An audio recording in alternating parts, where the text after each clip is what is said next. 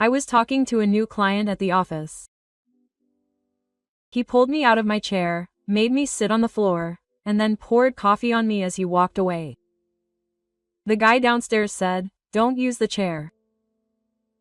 Takuma had been acting condescendingly towards me the whole time. I didn't want to ruin our good relationship with our old client, so I put up with it, but I felt I had reached my limit and told Takuma something. "Then can you call the president?" Those words changed everything. My name is Miku Jihei. This year I'm 39 years old, and it's my last year in my 30s. I run a motorcycle shop called Makura Motors. I've loved vehicles since I was in middle school, and I've always admired motorcycles, so I've spent all my time watching them in magazines and on TV. My parents are amazed at how much I like them. But my passion for vehicles never died down, and I went to automotive schools for both high school and college, studying a variety of subjects, and later obtained qualifications such as mechanic and sales. After that, I saved up money and opened my dream motorcycle shop at the age of 26. In my personal life, a year after I started the shop, I was introduced to a woman 4 years younger than me by an acquaintance named Kiku Noriko. To be honest, I felt more like a work person than a romantic partner, but Noriko happened to have graduated from the same university as me and both liked vehicles, so we got along well and quickly became close friends. 2 years later, we got married. 5 years ago, my son was born, and I am now pregnant with my second child. Although I am busy, I am living a happy life. Today, I am heading to work to support my customers and family. I am leaving. Are you feeling okay? I am. Fine. I will contact you if anything happens. Okay. I am leaving. I waved goodbye to Noriko and my son, who had just turned 5, and left the house. One such fulfilling day, Mr. Manabu Watanabe, a representative of a business partner I have been working with for a long time, Sano Riders, came to visit me. He had called yesterday and said he wanted to talk to me and asked if I could make time. Miku, I apologize for bothering you. Mr. Watanabe, thank you for your continued support. Please come in. Thank you. I showed Mr. Watanabe to the guest room. Once inside, I asked him to sit down, and I made coffee in the coffee maker provided and served it to Watanabe. Excuse me. Thank you. So today's story is personal, but I think I told you that my wife is currently in the hospital and is not feeling well, so I am the only family member here and I am thinking of taking a break from work until things get better. Watanabe's wife is pregnant, just like mine. My wife's mother takes care of everything, which is a big help, but I can imagine how hard it must be when you can't rely on anyone. Is that so? I'll be sad to see Watanabe leave, but I'll wait for him to come back. Thank you. So from now on, Takuma will be assigned to Tani. I look forward to working with him. Watanabe bowed deeply. Tani, huh? Understood. I'll tell him to come and say hello later. Yes. I'm fine, so please stay by his wife's side. Thank you. After that, we talked about work and the kids and ended the conversation nicely. Although I was worried about Watanabe, who is always serious and trustworthy, leaving, I wanted him to put his wife first for now. Soon after, Watanabe left the job and was replaced by a new person. Before leaving, Watanabe told me over the phone that he was a little worried about someone named Kajitani and that he would be causing trouble. I had worked with Sano Riders for a long time, but I didn't know anyone named Kajitani. Was he a new employee? If so, it was understandable that he was worried, so at the time, I took Watanabe's words lightly. Several days passed. I still hadn't heard anything from the person replacing Watanabe. Considering the future, I wanted to greet him as soon as possible, so I decided to call him. Yes, it's Sano Riders. The person on the other end of the line answered in a low voice. Hello. This is Makura Motors. Is Takuma Kajitani here? When I asked the person on the other end of the line, the other person answered in a low voice again. Oh, it's me. I appreciate your help. It's Makura. Kajitani will be in charge of Watanabe for a while, so I'd like to meet him. When would be a good time? Oh, now that you mention it, I forgot that the previous person had asked me to. Then the day after tomorrow at the formal meeting would be fine, right? I'll be going with the president, so please take care of me then. Oh, he hung up the phone without waiting for me to say anything. What's wrong? He can't even answer the phone properly? I think I understand now why Mr. Watanabe was worried. But he seemed to be planning to come, so I was relieved for the time being. Yesterday, on the day of the meeting, I received a call from President Sano of Sano Riders asking if it would be okay to send Kajitani a little early before the meeting because he wanted to let Kajitani and I meet each other first. I agreed, and we agreed to meet an hour before the meeting, so I waited for Kajitani, but he didn't show up when the time came. I called the company once, and they said he was out. Maybe he didn't know where he was. I went outside and was looking around for someone who looked like Kajitani when my eyes fell on the convenience store next to my store. When I glanced over, I saw a young man coming out of the convenience store colliding with an old lady with a cane walking in front of me, and the old lady fell spectacularly on the cover. Oh, I couldn't help but cry out. Instead of helping, the young man stared at the old woman and said some harsh words. Don't walk around like that. You're in the way. That must hurt. I'm sorry. The young man glared at the old woman again as she sat down and apologized, then gave her a quick slap before getting back on the motorcycle he had been riding and driving away. Huh? What's with that guy? I ran over to the fallen old woman. Are you okay? Are you hurt? I'm fine. Thank you. You should go to the hospital and get checked. As I was about to help the old woman up, an elderly female convenience store clerk I had never seen before came up from behind and called out the old woman's name, sounding worried. It seemed like we knew each other. The clerk looked at me suspiciously, so I explained the situation. When the old woman told me that I had helped her, the woman's eyes changed and she turned to me and thanked me politely. I'm sorry. He's a neighbor who I've been taking care of. Even so, I can't believe he said something so horrible. Thank you for helping me. No, if it's really that bad, you should go to the hospital. I work at the store next door, so if anything happens, please let me know. Thank you. After the clerk and the old lady politely thanked me, I decided to leave it to the clerk and return to my store. When I got back to the store, Kajitani hadn't arrived. That's strange. As I was about to enter the store, I heard the sound of a motorcycle from behind, and when I turned around, the motorcycle had stopped in the store's parking lot, and when the man took off his helmet, I saw his hat. This man in front of me was the same man who had pushed the old lady at the convenience store earlier. I took a deep breath to calm myself down, and then spoke to him. I'm Mikujihei from Makura Motors, and are you Takuma Kajitani? When I asked, Kajitani looked at me carefully, sighed, and walked away.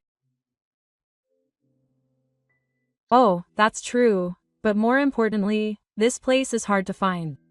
I didn't think it would be like this. Is that so? I'm sorry. Come inside for now. Hey.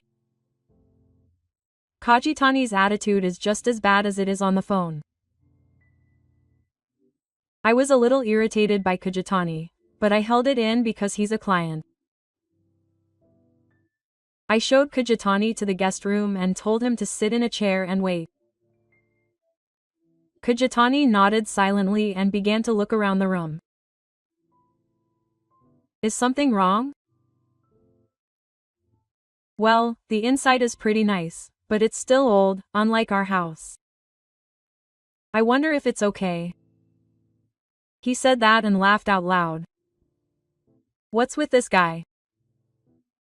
He's a client I've worked with for a long time, but I've never had anyone treat me like this before, so I'm starting to worry more about the future. It's certainly old, but the inside has been renovated, so it's fine. Is that so? Kajitani said he'd prepare the coffee. Oh, the coffee's cold because I'm thirsty. Okay, I understand. I made iced coffee and quietly placed it in front of Tani. Oh, thank you. Gia drank half of it in one go and let out a big sigh. In the meantime, I prepare my name and hand it to Kajitani. Once again, I am the president, Makora Jihei. I look forward to working with you in the future. When I hand him my business card, Kajitani takes it forcefully, glances at it, and carelessly tosses it on the table. Then, as he rummages through his pockets and wallet, he looks at me and says in a smirking tone, "Oh, I forgot my business card." Well, I know your name, so it's fine, quote. Yes, Kajitani's behavior makes me wonder if he's really a proper member of society. If he didn't have one, he would at least greet you properly. If one of my employees behaves like this, I would never let him out. I prepare my own coffee and sit down in the chair in front of Kajitani. Kajitani, did you join Sono Riders this year? Well, you admire the president. The president? I see. Kajitani crosses his legs and arms the whole time, looking irritated. After some light small talk, I decide to quickly end the meeting. Well then, that's it for our introduction, and I look forward to working with you from now on. It was when Kajitani and I reached out our hands. Kajitani pulled my hand and dragged me to the floor to sit down, poured the coffee I had prepared on my head, and then said something unexpected. Don't use that chair, old man. Huh? I couldn't grasp the situation, but Kajitani continued. I've been wondering about this for a while now. He may be the president, but isn't it unusual for an old man who is a subordinate to a higher company to sit in the same chair as me? What are you thinking?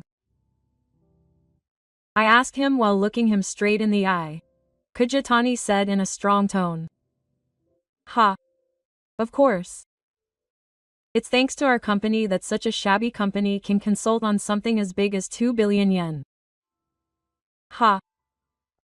Did you really think that we and an otaku are on equal footing? How naive. There were things about Kajitani's attitude that bothered me from the beginning, but I never imagined he would go so far as to do something like this. I felt the feelings I had been holding back for so long snap. Then can you call the president? The president? The president? It'll be a little while. No, tell him to contact the president right away. What are you talking about? Even after I told him, Kajitani was slumped back in his chair acting all high and mighty, so I took my smartphone and called the president, telling him to come right away. It's about a 10-minute drive from here, so he should be able to come right away. The president said he'd be here soon. I told him everything about the situation. Really? But the president loves me the most, so it's okay. And the truth is, the president feels the same way.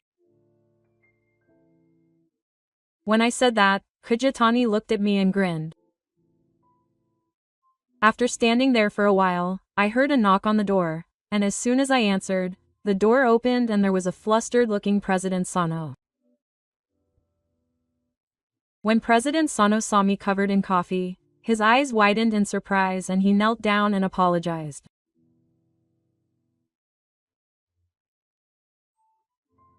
I'm sorry, President Sa. What are you doing? Aren't you going to apologize too? Kajitani was overwhelmed by Sano's forcefulness and apologized honestly. Huh? Oh, yes. I'm sorry. I just get tired of seeing Kajitani apologizing. Kajitani-san, do you really think you're bad? And Seiya, aren't you embarrassed to show this in public? I'm sorry. Kajitani listens to my conversation with Sano and looks at me strangely. Sano and I have known each other since middle school, and Sano is my junior. Sano was a bit of a cheapskate in middle school and stood out at school, not hanging out with his classmates much and always being alone. At first I didn't pay much attention to him, but I happened to meet him while looking for a book about motorcycles at a bookstore, and he was reading a book about motorcycles, so I couldn't help but talk to him, and that's how our relationship began. Do you like motorcycles? Sano glanced at me for a moment, then paused for a moment before answering. Well, they're cool, he said, and slammed the magazine shut and put it back on the shelf. You don't buy magazines? I don't have that kind of money. I see. Then why don't you come over to my place? I have a lot of motorcycle magazines. But Sano just kept staring at me, seemingly undecided about what to do, so I introduced myself and forced him to come over to my place. At first, Sano just kept his head down and didn't say anything, but he gradually opened up and even smiled at me. From then on, we spent our days at school and on holidays talking about motorcycles and cars at my place, and we went to the same high school and university. When I opened my shop, he said he wanted to help me out and worked at my place for a while.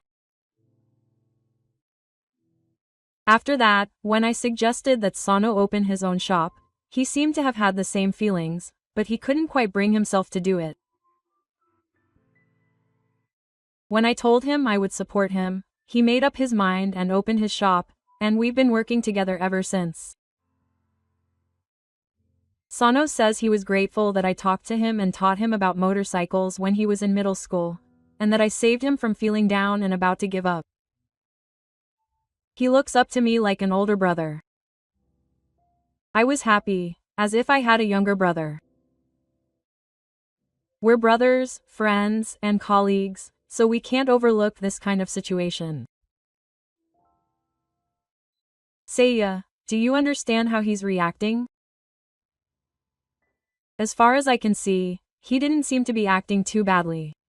Kajitani had worked for an automobile manufacturer for about 5 years, but he said he wanted to work for me, so I asked him to join me this year. Kajitani seemed to know Sano like an older brother, just as Sano thinks of me as an older brother. If that's the case, then this kind of behavior is even worse. I told Sano everything, from the initial phone call to the incident at the convenience store, and she was surprised. I'll go apologize to you next time. Okay, yes. And then I made a proposal to Sano. Seiya. No, President Sano, I'd like you to either assign someone else to be in charge from now on, or take proper action to make Kajitani change. As it is now. Okay. I'll consider it. I'm sorry. President. Kajitani stared at Sano, who respected his brother and the corpse, with lonely eyes, as he lost his sincerity and integrity. A company is made up of people and trust.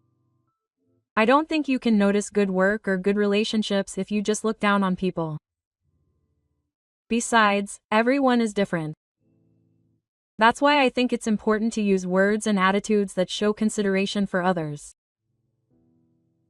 A few days later, Sano came to visit my company. I showed him to a guest room, and as soon as he went inside, he apologized again, saying, "I'm really sorry about the other day." Okay. I'll just sit down and listen for now. Yes. According to Sano, when he investigated Kajitani after that, several people came to him and said that Kajitani's attitude was overbearing and that he often looked down on others. Kajitani seemed to have noticed because he was always smiling and affectionate in front of Sano. Sano seemed to have thought about asking Kajitani to quit, but after that, Kajitani seemed to have listened to Sano's advice and reflected on his actions, apparently bowing his head and apologizing to everyone. Seeing that, Sano decided to wait and see how things went for a while longer, and he ended up working for free, but now he's been working seriously to meet Sano's expectations. The day before, Kajitani came to me alone and prostrated himself. I'm Sorry. Kajitani. I looked at Kajitani apologizing sincerely. Don't do anything that would make President Sano sad. He trusted you and kept you in the company, so promise me. Yes, I promise. I'm really sorry. I decided to forgive Kajitani after hearing his serious eyes and words. By the way, at that time, Dan returned Kajitani first and called someone else, and they moved in safely. When I told him that I would leave Kajitani in charge from now on, Sano looked surprised. Is Tani okay? He seems to be taking it seriously now. I have high hopes for the future. Thank you. From now on, I will keep a close eye on you and guide you, so please continue to take care of me. Thank you. I said that with a smile, and Sano and I shook hands firmly. I'm more than happy that we can continue to interact as good partners. Of course, we plan to continue interacting as good friends outside of work. After that, Sano and I went to meet the female convenience store clerk, had her show us to the old lady, and then apologized properly. The old lady forgave him with a smile, and I was relieved that he wasn't seriously injured. Even though he had just bumped into someone, Kajitani's behavior didn't seem like something you'd expect from an elderly person with a cane. I just hope that from now on, he'll be considerate of others. Everyone makes mistakes once or twice, and it would be easy to push them away. But if you push them away at that point, they won't grow or gain trust. They're friends who share the same interests. I hope that from now on, Kajitani won't look down on others, but will help everyone else and overcome things together. About a month later, I got a call from someone at the company. Yes, it's Makura Motors. Sorry to bother you. This is Watanabe from Sano Writers. Watanabe-san, it's been a while. It's been a while.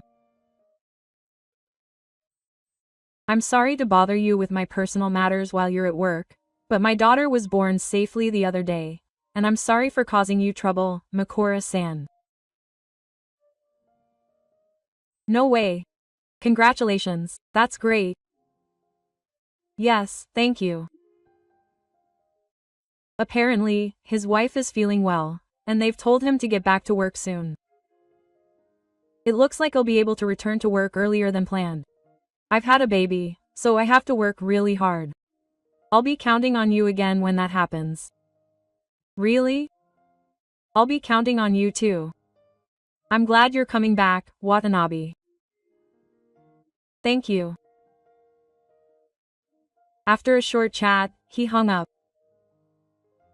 That was really good. I was thinking that I'd go celebrate with him sometime once things calmed down, and was feeling relieved when my phone rang. It was my wife. Hello. Noriko, that's unusual. What's wrong? I'm sorry to bother you while you're at work. I'm home now, but I've already noticed you've been up for 3 hours and contacted your mother. Oh, okay. I'll be right there. I hung up the phone, explained the situation to my coworker, and hurried home. I'll be having a daughter soon. I'll continue to love the people I love and live my life lovingly. I firmly believed that this would never change, and hurried to my beloved wife and children.